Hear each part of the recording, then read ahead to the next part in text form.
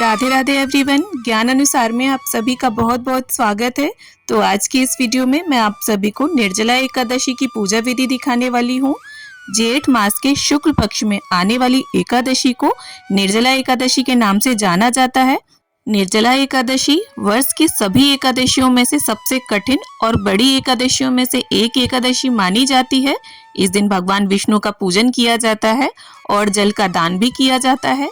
निर्जला एकादशी इतनी विशेष एकादशी होती है कि अगर आप पूरे वर्ष की एकादशियों का व्रत ना भी रहें और सिर्फ एक निर्जला एकादशी का व्रत पूरे नियम के साथ रह लेते हैं तो पूरे साल की एकादशियों का जो फल है वो आपको प्राप्त हो जाता है। तो चलिए अब हम निर्जला एकादशी की पूजा विधि देख लेते हैं। तो देखिए, सुबह सवेरे स्नान आदि से निवृत्त होकर साफ वस्त्र पहनकर आप एक साफ सुथरी जगह चुन लें। वहां पर मैंने देखिए इस प्रकार से अलग से एक चौकी लगाई हुई है, उस पर पीले रंग का वस्त्र बिछा लिया है। अगर आप चाहें तो इस पूजन को अपने घर के मंदिर में भी कर सकते हैं अगर जगह है आपके मंदिर में।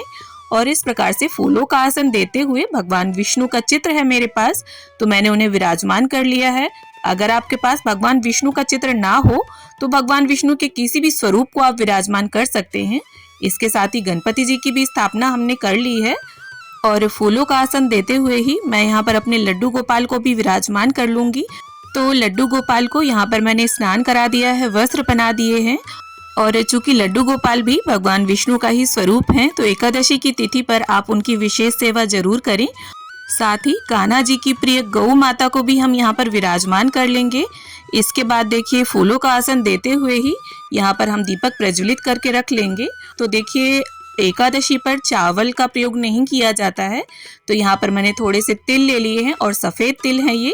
इसके साथ ही आपको एक मिट्टी का कोरा घड़ा लेना है और उसके ऊपर मिट्टी का ही ढक्कन आपको लेना है। और घड़ा ध्यान रखिए कोरा ही होना चाहिए।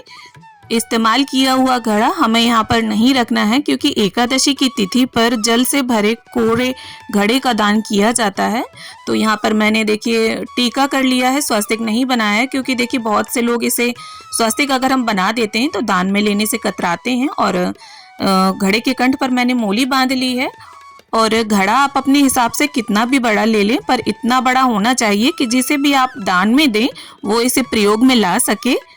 तो देखिए, निर्जला एकादशी जून के महीने में आती है और जून का महीना साल का सबसे गर्म महीना होता है। इसीलिए निर्जला एकादशी पर जल दान से हमें बहुत अधिक पुण्यफल की प्राप्ति होती है।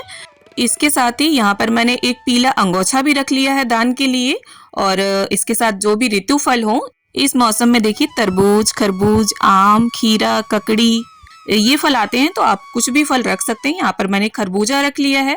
इसके साथ ही देखिए हमने चीनी अलग से रख ली है और कुछ दक्षिणा भी ऐड कर ली है। और घड़े में हमने चीनी नहीं डाली है, घड़े में हमें सिर्फ जल भर कर रखना है। अगर हम इसमें चीनी डालेंगे तो घड़ा खराब हो जाएगा। इसके साथ ही यहाँ पर देखिए एक हाथ का हम पंखा रख लेंगे, जिसे बीजना भी बोलते हैं। आपको खजूर का, बांस का, जिसका भी मिल जाए आप वो पंखा रख लें।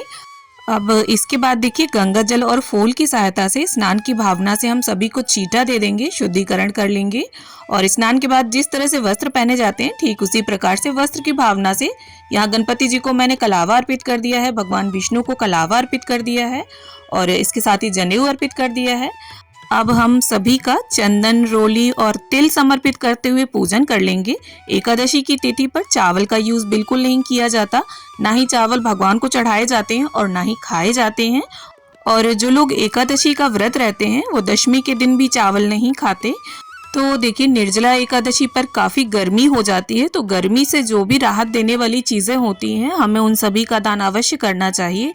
और अगर ज़्यादा कुछ ना कर सके तो एक जल से भरे घड़े का दान, फलों का दान या फिर एक नई वाटर बॉटल ले लीजिए और उसमें शरबत भरकर दक्षिणा के साथ आप किसी कन्या को या ब्राह्मण को दान दे सकते हैं।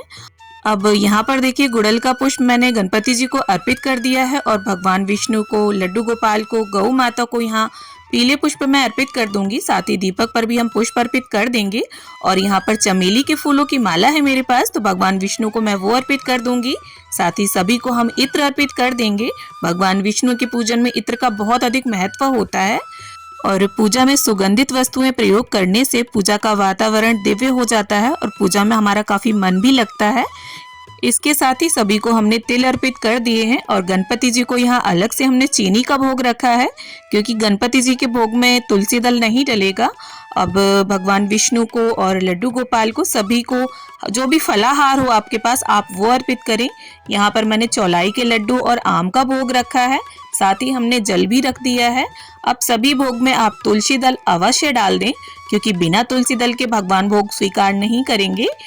तो देखिए, एकादशी की तिथि पर अन्न का भोग नहीं लगाया जाता है भगवान को, फलाहारी भोग लगाया जाता है। और ये तो निर्जला एकादशी है, इसमें तो जल भी नहीं पिया जाता, पर भगवान को भोग आप जरूर लगाएं।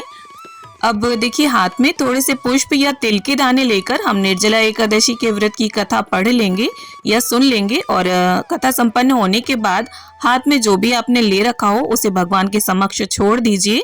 और यहाँ पर जो मैंने दीपक प्रज्वलित किया था उसी से मैं आरती उतार रही हूँ। आप चाहें तो अलग से दीपक लगाकर भी आरती उतार सकते हैं। यहाँ पर देखिए, गणपति जी की, लड्डू गोपाल की, श्री हरि विष्णु की, सभी की हम प्रेम पूर्वक आरती उतार लेंगे। इसके साथ ही भगवान के चरण स्पर्श करते हुए हाथ जोड़कर हम पूजा में रही कमियों के लिए क्षमा याचना कर लेंगे और ऐसी प्रार्थना कर लेंगे कि वो अपना आशीर्वाद सदैव हम पर बनाए रखें। अब देखिए, ये जो जल से भरा घड़ा हमने रखा है इसे आप किसी ब्राह्मण को दान कर दें। साथ ही वस्त्र, फल, पंखा, चीनी, दक्षिणा और जो नीचे तिल रखे हैं उनमें आप और तिल ऐड करके किसी भी ब्राह्मण को दान कर सकते हैं। और इसके साथ जो भी भोग प्रसाद आपने रखा है उसे आपके परिवारी जन ग्रहण कर सकते हैं। अब सीधे हाथ में थोड़ा सा जल लेकर 3 बार चौकी के आसपास फेर दें और भोग इत्यादि लगाने के बाद अंत में कान्हा जी को उनकी प्रिय बांसुरी अवश्य दे दें। तो देखिए, निर्जला एकादशी का जो व्रत है वो 2 तरीके से किया जाता है। एक तो पूरा दिन निर्जल निराहार रहकर व्रत किया जाता है, मतलब पूरे दिन कुछ भी ना खाया जाता है, यहाँ तक कि जल भी नहीं पिया जाता। तो अगर आप ऐसे व्रत करते हैं तो सर्वोत्तम है। पूरे साल की एकादशियों का फल जो है वो इस एक एकादशी के व्रत करने से प्राप्त हो जाता है। लेकिन अगर आप किसी कारण से पूरे दिन निर्जल निराहार नहीं रह सकते तो शाम के समय देखिए, जब आप दान वगैरह दे लें तब आप जल ग्रहण कर सकते हैं। तो इस तरह से भी आप निर्जला एकादशी का व्रत कर सकते हैं। और अगर आप व्रत ना भी कर पाए तो निर्जला एकादशी के दिन आप भगवान विष्णु का इस प्रकार से पूजन अवश्य करें और घड़े इत्यादि का आप दान जरूर करें। और देखिए, शाम के समय जब आप जल पिएंगे तो मीठा जल पिए। और एकादशी की तिथि पर बहुत से लोग शरबत के भंडारे करवाते हैं, प्याऊ लगवाते हैं, अनाथ आश्रम, वृद्धाश्रम में पंखे दान करते हैं। तो जितना जिसका सामर्थ्य हो उस हिसाब से दान हमें अवश्य करना चाहिए। वीडियो पसंद आए तो लाइक, शेयर और चैनल सब्सक्राइब करें।